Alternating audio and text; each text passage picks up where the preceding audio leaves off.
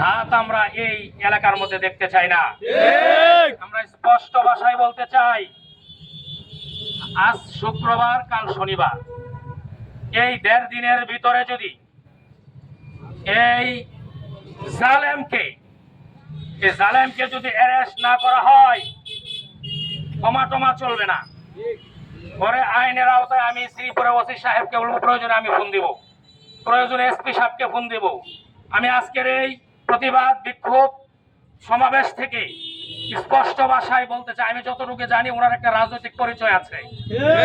আমি এই ব্যাপারে, যেহেতু শ্রীপুরের গুরুত্বপূর্ণ ব্যক্তি ডাক্তার বাচ্চু সাহেব, আপনাকে উদ্দেশ্য করে আমি স্পষ্ট ভাষায় বলতে চাই, যেহেতু জানি আপনার কর্মী সে বা বিভিন্ন সে একটা গুরুত্বপূর্ণ জায়গায় আছে, আপনি পদক্ষেপ নেবেন অথবা প্রশাসন 24 ঘন্টার ভিতরে তাকে অ্যারেস্ট করতে হবে।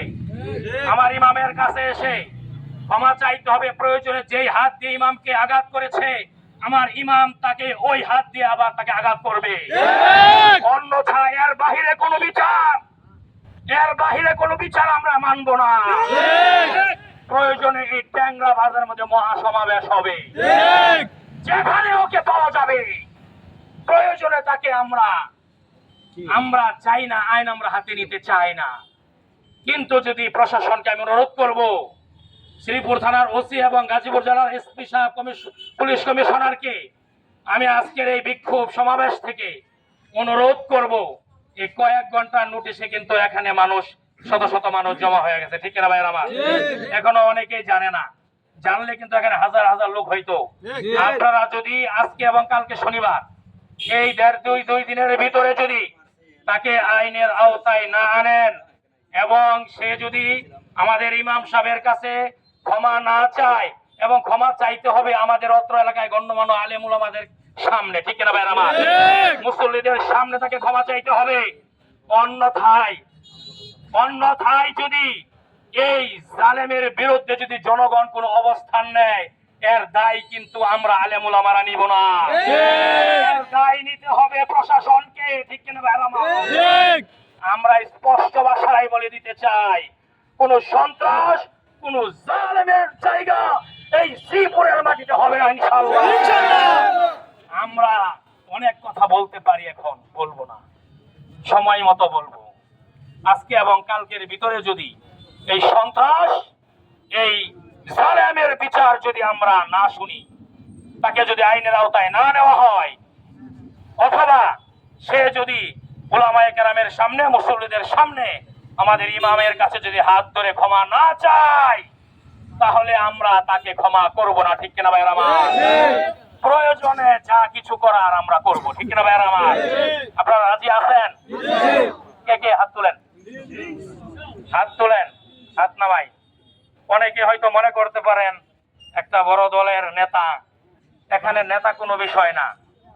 এখানে ইমামের গায়ে হাত তুলেছে, সে যদি এই ইউনিয়নের নেতা না, সে যদি বাংলাদেশের প্রেসিডেন্টও থাকতো, তার বিরুদ্ধে আজকে দুর্বার আন্দোলন আমরা গড়ে তুলতাম। আমরা এই সাঙ্গু ফাঙ্গু, এই সন্ত্রাস করে আমরা ভয় পাই না। এর চেয়ে বড় বড় নেতাদের বিরুদ্ধে আমরা আন্দোলন করেছি, তাদের বিরুদ্ধে আমরা অ্যাকশনে গিয়েছি। আর এইগুলো হইল পুঁটি মাছ, দাহি নামাজ, ঠিক কিনা ভাই আমার?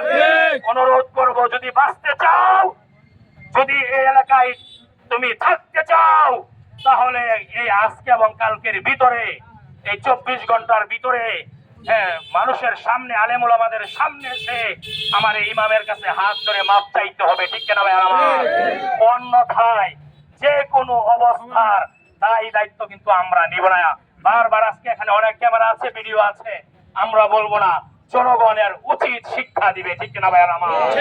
আপনাদেরকে আগামী দিনের যে কোনো অন্যায় এবং জালেমের বিরুদ্ধে স্বতঃস্ফূর্ত যে কোনো আন্দোলন সংগ্রামের উদারত আহ্বান জানিয়ে, এবং আলেম উলামা, ভালো মানুষের, মুসল্লিদের পক্ষে অবস্থান নেওয়ার জন্য আপনাদেরকে উদারত আহ্বান জানিয়ে আমি আপনাদেরকে ধন্যবাদ জানাই। আপনারা কষ্ট করে আসছেন এবং মিছিলের শেষ পর্যন্ত আপনারা থাকবেন, এই জন্য আপনাদের সকলকে ধন্যবাদ জানিয়ে, এবং যে সকল ভাইরা মিডিয়া কর্মী এখানে আছেন, আপনারা কষ্ট করে এসেছেন, আপনারা জোরালো ভাবে প্রচার করবেন।